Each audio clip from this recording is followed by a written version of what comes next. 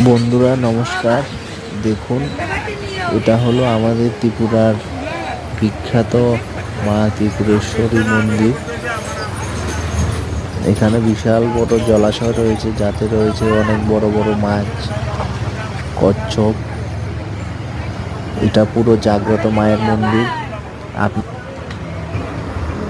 আপনারা ভিডিও দেখুন আর ভিডিওটাকে অবশ্যই শেয়ার করে দেবেন একজনকে, তাহলে আপনাদের মনের বাসনা পূর্ণ হবে। এই দেখুন মাছ, এখানে বিশাল বড় বড় আকারের মাছ পাওয়া যায়, কিন্তু এগুলো পুরো মায়ের উপরেই, মানে বলতে চাইছি এগুলো পুরো মায়ের মন্দিরের মাছ। কেউ আর এই দিঘিটা হলো মাতার বাড়ি দিঘি। এটা হলো আমি